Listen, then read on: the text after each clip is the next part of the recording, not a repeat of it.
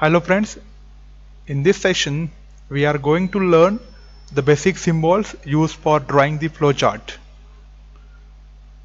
At the end of this session you should able to draw the flowchart for any process. How to draw flowcharts for any process. So today we are going to discuss flowcharts. Why this is important? Flowcharts because it's a graphical way to represent the process. We can use these flowcharts in any field. We can use in manufacturing, how the material is flowing from procurement department to the dispatch section, how the material is flowing. Okay, you can draw the flowchart for the same. Here we are drawing the flowchart for all these numerical methods, bisection method, Newton-Raphson method. For any method we can draw the flowcharts. It's a graphical way to show the process in symbols. So some symbols which are very important to draw the flowcharts for any process. The first one is start and end. So any process is always start with the start symbol and ends with the end symbol. So which symbol we have to use to show the start process? You can see on your screen. So this symbol is used to show, it means your flowchart is starting from this position. You can write in that start. Similarly, we can use same symbol at the end. Okay, it means any flowchart should be start and end with these two symbols. And in between that, there another symbols will come. Then if you want to show the process flow, for that we have to use flow lines. These are very simple. It may be horizontal lines with arrow or vertical lines with arrow. You can say slipping line and standing line with arrow. These are the flow lines. It means if you want to connect the start and end, okay, with the flow, you can draw this symbol, flow line with arrow. If you are not drawing the flow lines, it means there is no connection with the first process to the second process. At that time, the process can break. That's why flow lines are very important. Next one, how to show the input and output in flowcharts or in symbols. So what is the input? For example, when you are solving any numerical, if you want to say, we are always writing given data, x1, x2, for example, temperature, enthalpy, these are the given data. At that time, you can draw this symbol to show the input process in flowchart. It's a parallelogram. It is used to read the given data. Okay, like you can put anything whatever you want here. If it is given, you can read it as input. Similarly, output, it means suppose you want to print the answers. So I want to print temperature.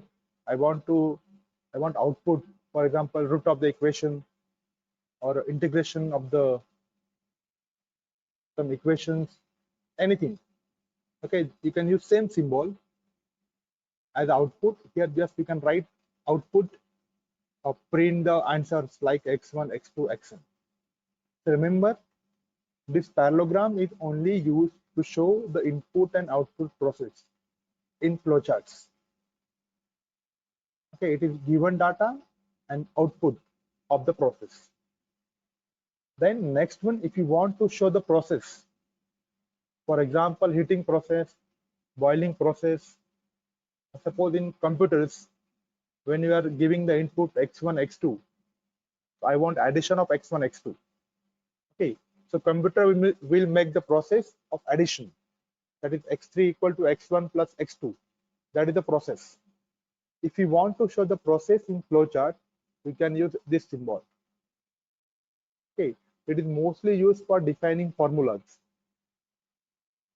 If you want to draw flowchart in heat transfer, you can put your Stephan-Boltzmann law, all these laws, or any flowchart always starts and ends with these two symbols.